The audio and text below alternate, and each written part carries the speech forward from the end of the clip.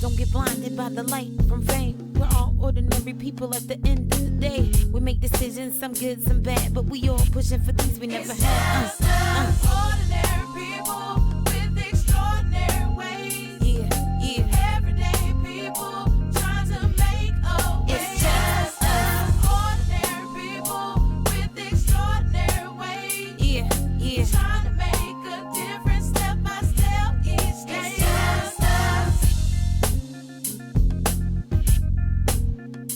Hi, I'm Charlene Bowden. Welcome to It's Just Us. This is your first time joining us. So glad to have you here today.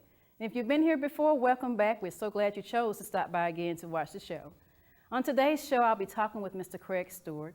Craig is an entrepreneur. He's also a writer. He's written plays, he has written books, he has written diaries and journals, and that's what we're going to talk about today, his most recent book, Words Never Spoken.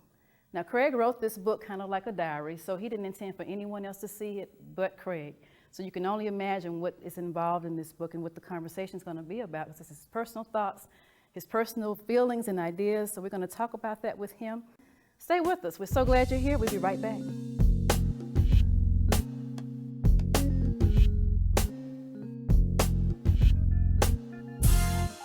Hi, and welcome back. Joining me now is Mr. Craig Stewart. As I mentioned, Craig is an entrepreneur. He's also a writer with many writing disciplines in many different areas. Welcome to the show. It's such a pleasure to meet you. Thank you. Thanks for Pleasure having to meet me. you. Yes. Let's start off with you sharing your journey as I don't know which one I want to start with because you've written so many different mediums. Let's talk about your entrepreneurial aspects. What have you done? I started a greeting card company called Say It in a Card. We started in 2002. Okay. I started writing them in 2002, and the business began in 2004. We were in 7 stores throughout Metro Atlanta, as well as online. Okay. And the premise behind the business is they're non-gender specific, so there is no card that would ever be specifically for a woman or for a man. So we have breakup cards, trouble relationship cards, friendship cards, and all of the traditional cards too. Mm-hmm. But you can visit the website and you can read the cards on the site and we ship them to you. Okay. So through that business, I also write wedding vows and the wedding toast and all of those things too. Yeah. Okay. So that's one of the businesses I started. But I also wrote and produced a stage play called A Day in the Life. Yes. Tell us about Yeah. that. A Day in the Life. It debuted in 2002. I've done 4 productions here again in Atlanta. The last production was in 2007. Mm-hmm. So the goal is to take the show national, to tour the show. But A Day in the Life, it brings 6 characters together in a focus group, 6 gay characters, and I believe those characters represent the persona that you find within the gay community. So there's the extremely flamboyant character that everybody can identify, to the transgender who believes she should have been born a woman, to the religious minister of music of the church who's struggling to reconcile his sexuality with his religious beliefs, all the way down to the quote-unquote DL character, or the character who is straight identified, he has a girlfriend or a wife, and he doesn't believe he's gay. Okay. So they come together in the focus group. It's a dramedy. And so we had sold out plays here in Atlanta, and but the first show, the debut show, it sold out. Okay. But then the 2 subsequent shows, they flopped. And then the final show that we did, we opened to a sold out audience, and we did 13 shows. Okay. And so that was 2007. So the goal is to take the show national. Okay. What call were you answering by writing this play? What an interesting smile that was. What was the call? You know, the thing is, I never even thought about writing a play. When I moved here, I'm originally from Maryland. I graduated from Hampton University in Virginia. I was a broadcast journalism major. Mm-hmm. So I wanted to do the news at one point, but I realized in college that wasn't my calling. Okay. I moved here to write music, and so I wrote music for a while. Worked with a bunch of producers that are here who have songs that are on albums. I was fortunate to work with Brandy, but again, never got the song on the album. So I kind of got frustrated with writing music, and at that time I was coming to terms with being gay and coming to my own self-acceptance, if you will. Okay. And so the first guy that I got involved with and dated actually found that he was HIV positive, and he found out 2 months after we met. And so that relationship or that dating experience really was the impetus for me writing A Day in the Life. So that was how that happened. Okay. I never even set out to write a play. Okay. So and, that and now happened. look at you. Yeah, yeah. Let's stay on this writing journey a little Okay. bit more. I know that you wrote for YEA. Yeah, Freddie Hendricks Youth Ensemble of Atlanta. Yes, and what did you write for the? This is what age group was the? Oh, the wow. ensemble? It was all the way up to, I think, age 24. Okay. I believe they went all the way up to age 24. Okay. Most of the kids that were in YA were drama students of Freddie. Freddie Hendricks is the founder, and he was a drama teacher at Tri-Cities High School. And so most of the kids that were a part of YA at the time came from Tri-Cities or North Atlanta. And so I just graduated from Hampton and I moved here, and a guy that I went to school with, went to Hampton with, is from Atlanta, and he told me about the Youth Ensemble of Atlanta. Okay. And so we were writing a production called Psalm 13. And Jane Fonda was actually, she financed the production and everything that they were doing at the time. And so Psalm 13 really dealt with the struggles of teens, or youth, if you will. So there were elements of teen pregnancy, teen violence, just all of that kind of thing. And it was the resident theater company was, or theater house was 7 Stages in Little Five. Okay. We're going to stay on this writing journey a little bit more, come back and talk about words never spoken. Okay. We'll be back in just a moment.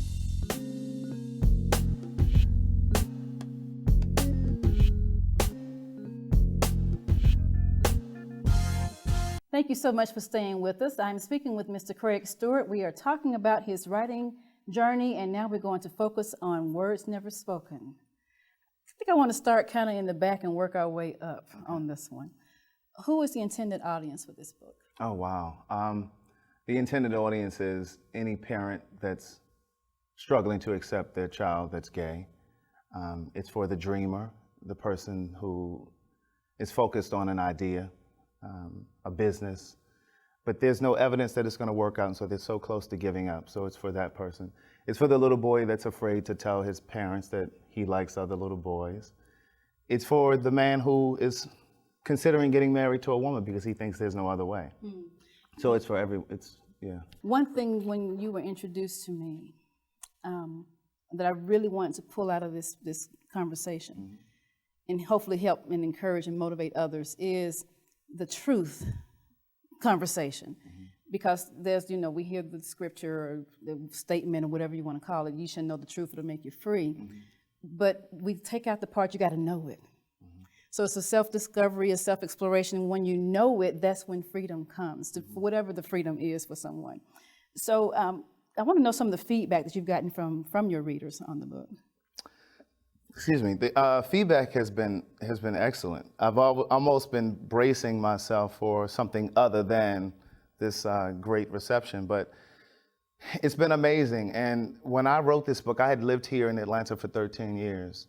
And as I said before, I only thought that I wanted to write music. That's the only thing I thought I could do was write music.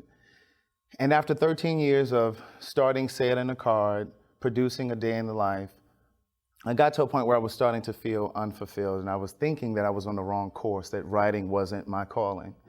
Because my car had been repossessed. All of the things happened in the last 3 years that I was here. My car had been repossessed. There were eviction notices on my door. My bank account was negative $660. And nothing seemed to be working. And my instincts told me that it was time for me to move to LA. And I ignored my instincts. And then about 6 months later, the same instinct, the same whisper, the same calling. And so I sold everything that I had of value and I moved to LA. Didn't know why, I only knew 2 people there, still didn't have a car. I was staying with a friend's family. And 3 months after I was in LA, I started writing Words Never Spoken, and I realized that that was what I was born to do. I realized that the reason things became so uncomfortable for me in Atlanta, it was like God was trying to pinch me and to make it so uncomfortable here for me to leave so that I would be still long enough to write this book. So that was what happened. And so I think that the timing is right. I think there are people who want to be free, who want to be set free.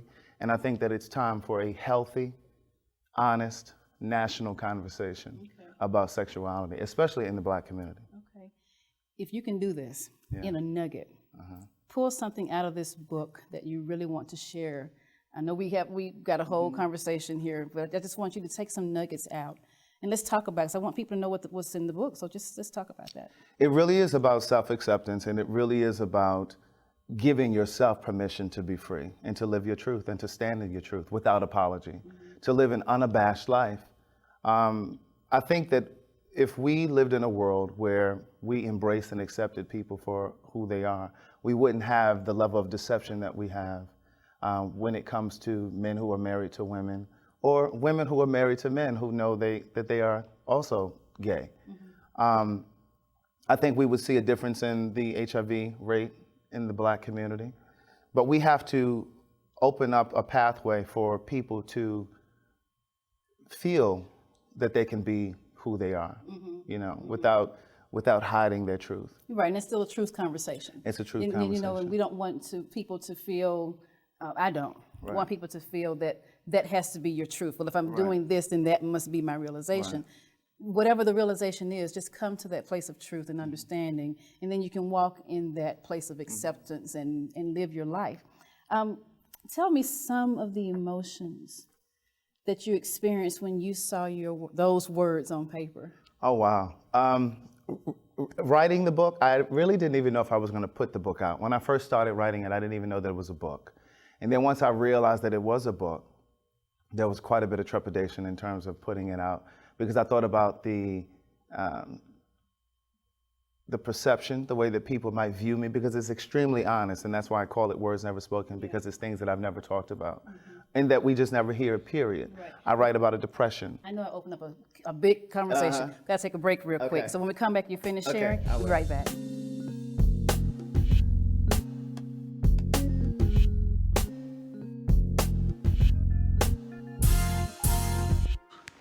Look at me. Hey.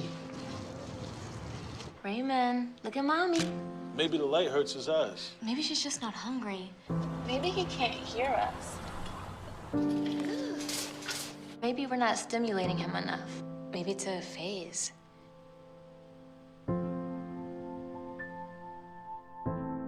Avoiding eye contact is one early sign of autism. Learn the others today. The sooner it's diagnosed, the better.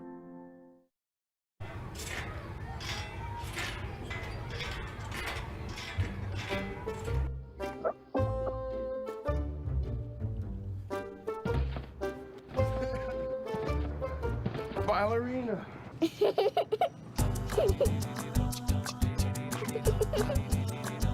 Sometimes all it takes to be a dad is remembering how to be a kid again. Take time to be a dad today. So before the break, I asked Craig to share some of his emotions that he was experiencing, seeing his words on paper. And I want you to pick that back up. Yeah, so there was a lot of fear. There were a lot of tears. Tears because I was afraid of what I was writing and whether or not I would be judged for it. But then also grateful because I had gotten through a depression. I had gotten through a period in my life where I was meeting people that I didn't know on the internet for sex. So there were so many things. And then getting through the financial part of it, the plight. But once I realized there were a lot of chills too, because I knew that there was power in the words, and I knew that it would reach people. I didn't have a publicist at the time, still don't have a publicist today, but the book has moved from small cities in Georgia and Mississippi all the way to South Africa and the UK. So I know that I was called to do this work. I was commissioned to do this work. Okay. What's on the horizon? Oh, wow. Developing a television series with someone really special and important, but we're really in the infantile stages of it. We're just about to start pitching to sell the show. Okay. I'm writing the sequel to Words Never Spoken now, and still pushing Say It in the Car. And the ultimate goal is to take A Day in the Life national. I won't stop until that happens. Yeah. So have you really gotten the outcome? Your desire, what you want to be when you grow up, kind of this is it, this is my moment. So are you, from all of your different projects, are you getting your desired outcomes from them? I am. This is the day that I was praying for. You know, my grandmother taught me to pray, and I write about that in the book. And so this is the day that I was praying for. Nice, nice. Yeah. Is there anything else that you want to share with us? Actually, before that, What is our biggest takeaway? What do you want us to walk away with from just this book in particular? To adapt to whatever life sends your way. It really is about being able to move and shift and bend and compromise some of the things that you may hold true that may not necessarily be as important as we think they are.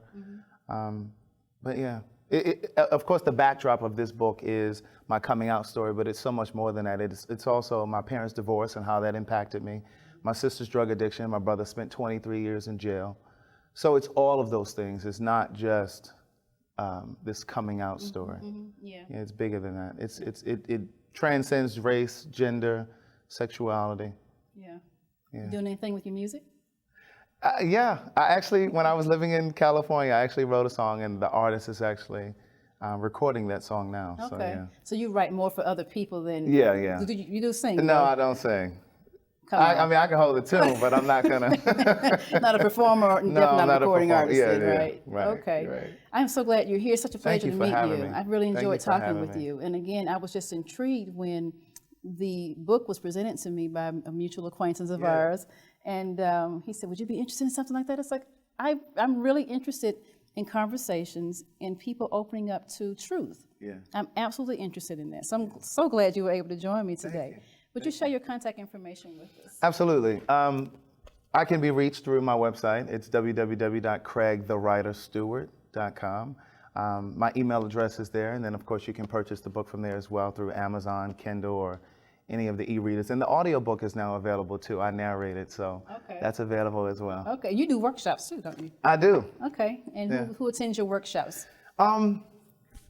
Up and coming writers, but then also I've done some more speaking engagements, if you will, for gay youth organizations here throughout Atlanta. I've done one in New York, so yeah. Okay, nice. Yeah. Okay, so we are done. Thank you again. Excuse You me. are so welcome. Is there anything else you'd like to share?